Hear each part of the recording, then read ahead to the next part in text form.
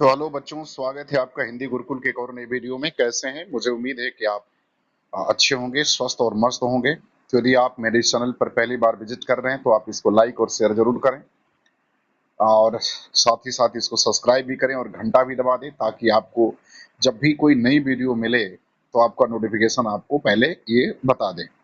यदि आप TGT, PGT, assistant professor, LT, JIC, प्रवक्ता, यूपीपी, यूपीएसआई की तैयारी कर रहे हैं तो यह वीडियो आपके लिए महत्वपूर्ण है, और आपको अगर पसंद आए तो आप इसको शेयर जरूर करें। चलिए शुरू करते हैं आज की वीडियो।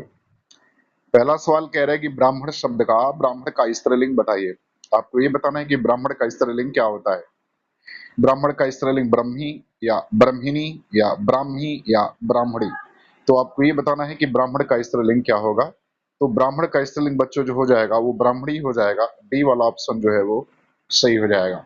तो ब्राह्मण का स्त्रीलिंग ब्राह्मणी होता है, तो डी वाला ऑप्शन जो है वो सही हो जाएगा। चलिए दूसरा क्या कह रहा है। कह रहा है कि दिए गए विकल्पों में से ऊर्जा का समानार्थी शब्द चुनिए। आपको ये बताना है कि ऊर्जा का समानार्थी शब्द क्या है। ऊर्जा का समानार्थी बताना है। क्या बताना है? ऊर्जा का समानार्थी बताना है। क्या होगा? ए शक्ति, बी उदग्र, सी ऊर्ध्वांग और डी ईंधन। आपको ये बताना है कि ऊर्जा का समानार्थी शब्द क्या होगा। तो बच्चों देखो, ऊर्जा का जो समानार्थी शब्द हो जाएगा वो शक्ति हो जाएगा, तो दूसरे का पहला जो है वो सही हो जाएगा। चलिए तीसरे सवाल में क्या कह रहा है। कह रहा है कि निम्न वाक्यों में से एक वाक्य व्याकरण की दृष्टि से शुद्ध है, उसको पहचानना है आपको। तो आपको पहचानना है, इसमें से चार आपको ऑप्शन दिए हुए हैं, ए, बी, सी और डी। और आपको बताना है कि इसमें से एक वाक्य जो है वो व्याकरण की दृष्टि से शुद्ध है, वो कौन सा है। ए कह रहा है कि उसने धीमी स्वर में बताया। दूसरा कह रहा है, बी कह रहा है कि युद्ध के कारण लोग बर्बाद हो गए। सी कह रहा है कि उसने कुछ देर से उत्तर दी। और डी कह रहा है कि राम और सीता वन को गई। तो आपको बताना है कि इसमें से कौन सा शुद्ध है। पहला है उसने धीमी स्वर में बताया, ये गलत है। धीमी स्वर नहीं, धीमे स्वर में होता है। दूसरा, युद्ध के कारण लोग बर्बाद हो गए, तो यही वाला सही है। बी वाला ऑप्शन जो है सही है, बाकी तीनों के तीनों अशुद्ध हैं। उसने कुछ देर से उत्तर दी, उसने कुछ देर से उत्तर नहीं दी, कुछ देर में उत्तर दिया। राम और सीता वन को गई नहीं, वन को गए होगा। तो तीनों अशुद्ध हैं, पहला, तीसरा और चौथा। अर्थात ए, सी और डी अशुद्ध हैं, बी जबकि शुद्ध है। चलिए पूछ रहा है कि कमल का स्त्रीलिंग बताइए। तो आपको कमल का स्त्रीलिंग बताना है। ए कह रहा है कामले, बी कह रहा है कमलिनी, सी कह रहा है कमली और डी कह रहा है कि कमलिनी। तो आपको ये बताना है कि कमल का स्त्रीलिंग क्या होगा। कामले होगा, कमलिनी होगा, कमली होगा या कमलिनी होगा। तो कमल का स्त्रीलिंग आपको बताना है। तो बच्चों कमल का जो स्त्रीलिंग होता है वो क्या हो जाएगा? वो हो जाएगा कमलिनी होता है। कमलिनी होता है कमल का स्त्रीलिंग। तो बी वाला ऑप्शन जो है वो सही हो जाएगा। चलिए पांचवा क्या कह रहा है। कह रहा है कि सन 2014 के साहित्य अकादमी पुरस्कार विजेता उपन्यासकार रमेश चंद्र शाह के उपन्यास का नाम क्या है। तो आपको ये बताना है कि इसमें जो रमेश चंद्र का शाह का उपन्यास है उसका क्या नाम है। आग की हंसी, रेहन पर रघु, विनायक या मिलजुल मन। तो आपको बताना कि कौन इसमें ऐसी रचना है जो रमेश चंद्र शाह द्वारा लिखी गई है। तो बच्चों रमेश चंद्र शाह द्वारा लिखा गया जो है वो विनायक है, जबकि तीनों इसमें ये नहीं है। आग की हंसी रामदरस मिश्र का काव्य संग्रह है।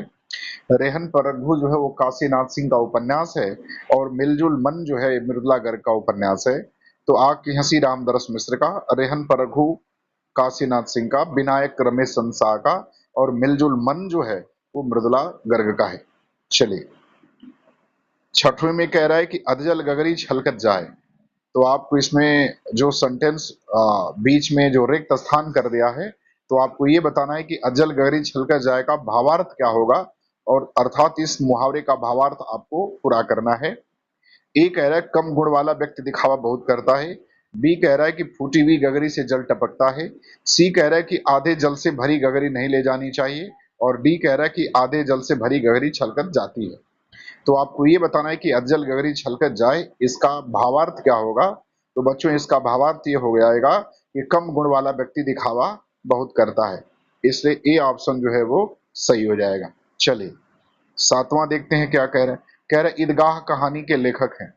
आपको ये बताना है कि ईदगाह कहानी किसके द्वारा लिखी गई है। ए प्रेमचंद, बी जयशंकर प्रसाद, सी जैनेन्द्र और डी यशपाल। तो आपको ये बताना है कि ईदगाह कहानी किसके द्वारा लिखी गई है। तो देखो बच्चों ईदगाह कहानी जो है कथा सम्राट प्रेमचंद के द्वारा जो है लिखी गई है। और प्रेमचंद ने अपने जीवन काल में लगभग 300 से अधिक कहानियां लिखी, जो मानसरोवर के 8 खंडों में विभक्त है। चलिए, आठवां क्या कह रहा है? कह रहा है, हनुमान की पूंछ में लग न पाई आग, लंका सगरी जल गई गए निशाचर भाग। इस उक्ति में कौन सा अलंकार है? तो आपको बताना है कि इसमें अलंकार कौन सा है। श्लेष वक्रोक्ति है, अन्योक्ति है, काकू वक्रोक्ति है, या अतिशयोक्ति है। तो आपको बताना है कि कौन सा अलंकार इसमें है। तो इस पंक्ति में यह कहा गया है कि हनुमान की पूंछ में आग नहीं लगी और बिना लगे ही सारी लंका जल गई और सभी के सभी राक्षस जो है वहां से भाग गए। अर्थात यह जो है एक अतिशयोक्ति है। क्या है? अतिशयोक्ति है। अतिशयोक्ति का मतलब ये होता है कि जब किसी भी बात को बढ़ा चढ़ा कर कहा जाए उसे अतिशयोक्ति कहा जाता है। चलिए, अगला कह रहा है, नवा की बिनु पग चले सुने बिनु काना। इस उक्ति में अलंकार पहचानिए। तो आपको ये बताना है कि बिनु पग चले सुने बिनु काना, इसमें कौन सा अलंकार है। व्युतिरेक है, विभावना है, संदेह है, या भ्रांतिमान है। तो आपको ये बताना है कि इसमें कौन सा अलंकार है। व्यतिरेक है, विभावना है, संदेह है, या भ्रांतिमान है। तो आपको ये बताना है कि इसमें कौन सा अलंकार है। तो देखो बच्चों, इसमें अलंकार कौन सा हो जाएगा? इसमें अलंकार हो जाएगा विभावना। बिनु पग चले, पग नहीं है, पैर नहीं है, बिन सुने बिनु काना, और कान नहीं है फिर भी सुन रहा है, अर्थात बिना कारण के कार्य होने की बात कही गई है। तो अलंकार कौन सा हो जाएगा? विभावना हो जाएगा। चलिए, कह रहा है कि पानी का सामान्य बहुवचन बताइए। कह रहा है कि पानी का सामान्य बहुवचन बताइए। ए कह रहा है पानी, बी कह रहा है समादर, सी कह रहा है पानिया, और डी कह रहा है पानिया। तो आपको बताना है कि पानी का बहुवचन क्या होगा। तो देखो बच्चों, पानी स्वयं में बहुवचन है, इसलिए इसका उत्तर ए हो जाएगा। पानी का पानी ही होगा, इसमें कोई भी परिवर्तन नहीं होगा। तो 10वें का उत्तर कौन सा सही हो जाएगा? ए सही हो जाएगा। चलिए, 11 में क्या कह रहा है? कह रहा है, दिए गए विकल्पों में से उपार्जित का विरुद्धार्थी शब्द चुनिए। तो आपको उपार्जित का विरुद्धार्थी शब्द बताना है। ए कह रहा अर्जित, बी कह रहा विसर्जित, सी कह रहा सृजित, और डी कह रहा अनुपार्जित। तो आपको ये बताना है कि उपार्जित का विरुद्धार्थी क्या होगा। तो देखो बच्चों, उपार्जित का जो विरुद्धार्थी होगा वो अर्जित नहीं होगा, विसर्जित नहीं होगा, सृजित नहीं होगा। कौन सा हो जाएगा? अनुपार्जित हो जाएगा। तो 11 का उत्तर कौन सा सही हो जाएगा? डी सही हो जाएगा। चलिए, 12 में क्या कह रहा है? कह रहा है, हरिपद कोमल कमल से। इस उक्ति में कौन सा अलंकार है? तो आपको ये बताना है कि हरिपद कोमल कमल से, हरि का पद कमल के समान कोमल है, तो इसमें आपको अलंकार बताना है। उत्प्रेक्षा होगा, उपमा होगा, रूपक होगा, या यमक होगा। तो देखो बच्चों, जब तुलना की जाती है तो वहां कौन सा अलंकार होता है? उपमा अलंकार होता है। तो अलंकार कौन सा हो जाएगा? उपमा हो जाएगा। उपमा अलंकार का वाचक जो है सम, सो, समान, से, सा, सरिश, ये सब इसके वाचक होते हैं। चलिए, 13 में क्या कह रहा है? कह रहा, सुरक्षित वातावरण बनाने का सही और सीधा तरीका यह है कि प्रसन्नता, संतोष, उत्साह, उल्लास, बीच में रिक्त स्थान है, बनाए रखने का फिर रिक्त स्थान है किया जाए। दिए गए विकल्पों में से सही का चयन कर रिक्त स्थान की पूर्ति करिए। तो आपको जो नीचे विकल्प दिए हैं, इस विकल्पों को इसमें रखना है और इसे पूर्ण करना है। ए कह रहा है स्थिति प्रयत्न, बी कह रहा है कि मना स्थिति प्रयत्न, सी कह रहा अव्यवस्थित प्रयत्न, और डी कह रहा है कि परिस्थिति और प्रयत्न। तो देखिए बच्चों, इसमें जो भरा जाएगा रिक्त स्थान में पूर्ति होगी वो कौन सा होगा? तो सुरक्षित वातावरण बनाने का सही और सीधा तरीका यह है कि प्रसन्नता, संतोष, उत्साह और उल्लास की मना स्थिति बनाए रखने का पूर्ण प्रयत्न किया जाए। अर्थात 13 का उत्तर कौन सा सही हो जाएगा? बी वाला सही हो जाएगा, मना स्थिति और प्रयत्न हो जाएगा। चलिए, 14 में देखिए क्या कह रहा है? कह रहा है, हिंदी का विकास प्रदान करने वाली भाषा कौन सी है? तो आपको ये बताना है कि हिंदी को विकास प्रदान करने वाली कौन सी भाषा है। प्राकृत है, अपभ्रंश है, पाली है, या संस्कृत है। तो हिंदी को विकास करने वाली भाषा कौन सी है? तो देखो बच्चों, हिंदी जो है वो अपभ्रंश से विकसित हुई है। किससे विकसित हुई है? अपभ्रंश से विकसित हुई है। इसलिए हिंदी को विकास प्रदान करने वाली जो भाषा है वो अपभ्रंश हो जाएगी। और हिंदी का विकास अपभ्रंश की उत्तरी अवस्था अवहट्ट से माना जाता है। इसलिए 14 का उत्तर जो है वो बी वाला सही हो जाएगा। चलिए, 15 में कह रहा है कि पंडित बनारसी दास द्वारा लिखित हिंदी की पहली आत्मकथा का नाम बताइए। तो आपको बताना है कि पंडित बनारसी दास द्वारा लिखित हिंदी की पहली आत्मकथा का नाम क्या है। ए कह रहा है चांद सूरज के बिरन, बी कह रहा मेरा जीवन प्रवाह, सी कह रहा मेरी आत्म कहानी, और डी कह रहा अर्ध कथानक। तो आपको ये बताना है कि पंडित बनारसी दास चतुर्वेदी द्वारा लिखा गया हिंदी की पहली आत्मकथा का नाम क्या है। तो देखो बच्चों इसका नाम अर्धकथानक है, जो 1641 में लिखा गया था। बाकी चांद सूरज की बिरन जो है वो दिवरन सत्यार्थी का है। मेरा जीवन प्रवाह जो है वो वियोगी हरि का है। और मेरी आत्म कहानी ये श्याम सुंदर दास का है। इसलिए 15 का उत्तर जो है वो डी सही हो जाएगा। चलिए 16 में कह रहा है कि नहीं पराग नहीं मधुर मधु नहीं विकास यही काल, अली कली सौ बिंदियो आगे कौन हवाल। इस उक्ति में अलंकार को पहचान करनी है। तो आपको बताना है कि इसमें कौन सा अलंकार होगा। वक्रोक्ति होगा, अन्योक्ति होगा, अतिशोक्ति होगा या विरोधाभास होगा। तो बच्चों देखो इस पंक्ति में जो अलंकार हो जाएगा वो अन्योक्ति अलंकार हो जाएगा। अन्योक्ति अलंकार को हम जो है अप्रस्तुत प्रशंसा अलंकार भी कहते हैं। इसमें अली और कली के माध्यम से को माध्यम बना करके राजा और रानी के बारे में बात कही गई है। तो जब किसी माध्यम से किसी के बारे में कोई बात कही जाए तो उसको अन्योक्ति कहा जाता है। चलिए 17 में देखिए क्या कह रहा है। कह रहा है कि चुनाव क्षेत्रों का पुनः किया जाना चाहिए। पुनः बीच में आपको रिक्त स्थान दिया है, भरना है। दिए गए विकल्प में से सही का चयन कर रिक्त स्थान की पूर्ति करें। तो आपको सही रिक्त स्थान की पूर्ति करनी है। तो भरा क्या जाएगा। ए कह रहा है परिसीमन, बी कह रहा है परिगणन, सी कह रहा है परीक्षण और डी कह रहा है परिचालन। तो आपको बताना है कि क्या भरा जाएगा। तो देखो बच्चों चुनाव क्षेत्रों का पुनः परिसीमन किया जाना चाहिए। उत्तर ए सही हो जाएगा। तो 17 का कौन सा सही होगा। ए सही हो जाएगा। चलिए 18 में देखिए क्या कह रहा है। कह रहा है दिए गए विकल्पों में से ऐसा का समानार्थी शब्द चुनिए। तो आपको जो है ऐसा का समानार्थी शब्द चुनना है। ए कह रहा है अभिलाषा, बी कह रहा है लालच, सी कह रहा है प्यार और डी कह रहा है लोभ। तो आपको ऐसा का समानार्थी बताना है। तो देखो बच्चों ऐसा का मतलब क्या होता है। ऐसा का मतलब कामना होता है, आकांक्षा होती है, अभिलाषा होती है। तो इसका उत्तर क्या हो जाएगा। ए हो जाएगा पहला, अभिलाषा हो जाएगा। तो 18 का उत्तर क्या सही होगा। अभिलाषा हो जाएगा। चलिए 19 में कह रहा है छोटा रिक्त स्थान बड़ी बात लोकोक्ति को पूरा करना है। तो आपको ये बताना है कि इस रिक्त स्थान में क्या भरा जाएगा। मुंह भरा जाएगा ए, बी सात, सी बालक और डी सिक्का।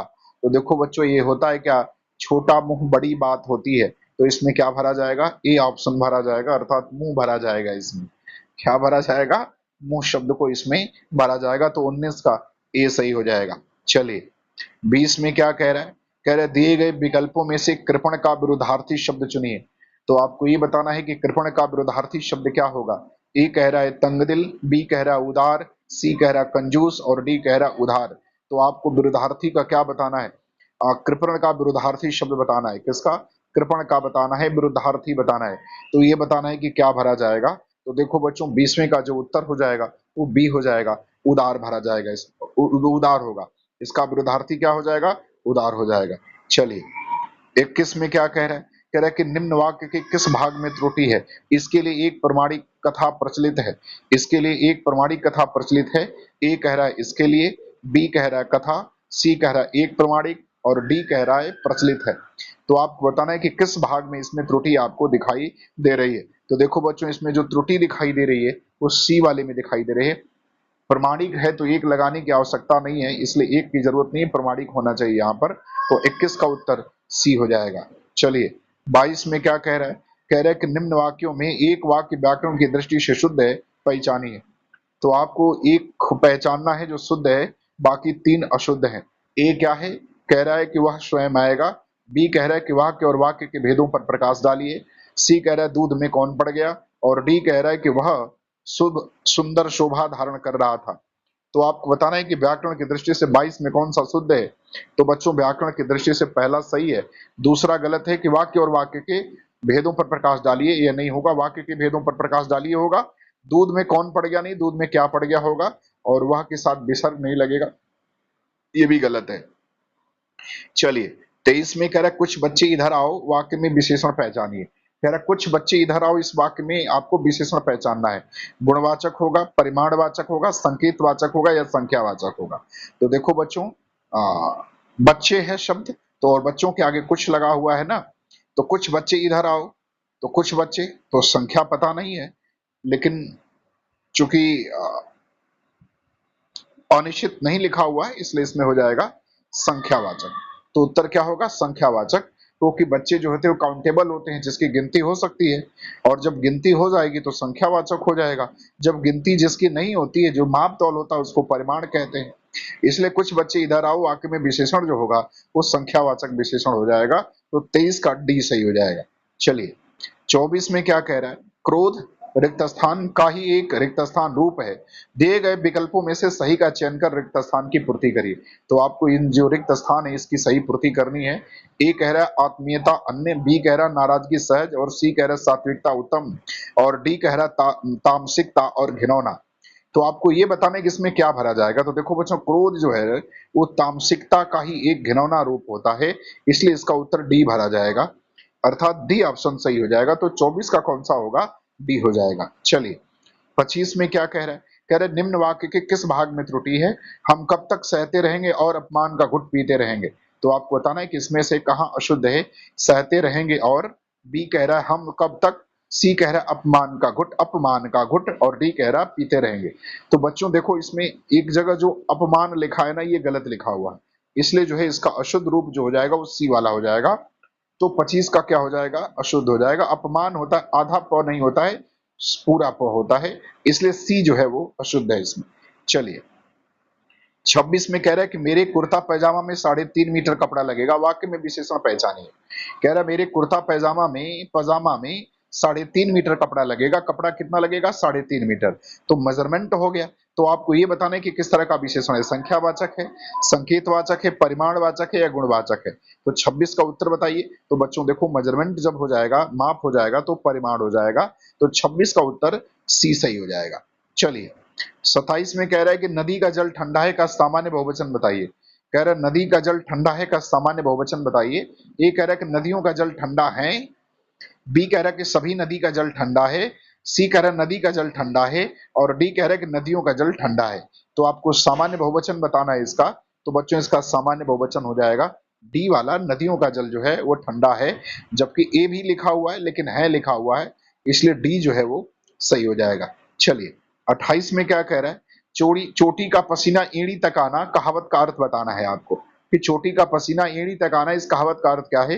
ए कह रहा है कूदना, बी कह रहा है दौड़ना, सी कह रहा है प्रतिदिन कसरत करना, और डी कह रहा है कड़ा परिश्रम करना। तो बच्चों देखो एडी का चोटी पसीना का मतलब क्या होता है, इसका मतलब ये हो जाएगा कि कड़ा परिश्रम करना। तो 28 का डी ऑप्शन जो है वो सही हो जाएगा। चलिए अगला देखते हैं 29। कह रहा है लड़के को बुलाओ का सामान्य बहुवचन बताइए। कह रहा है लड़के को बुलाओ का सामान्य बहुवचन बताइए। ए कह रहा है कि सभी लड़के को बुलाओ, बी कह रहा है लड़कों को बुलाओ, सी कह रहा है लड़कों को बुलाओ, और डी कह रहा है कि लड़के को बुलाओ। तो आपको बताना है कि इसका सामान्य बहुवचन क्या बनेगा 29 वाले का। तो बच्चों सामान्य बहुवचन जो बनेगा वो बनेगा लड़कों को बुलाओ, अर्थात सी वाला ऑप्शन जो है वो सही हो जाएगा 29 वाले का। और आज का अंतिम सवाल, कदाचित संध्या को पानी बरसे इस वाक्य का काल बताइए।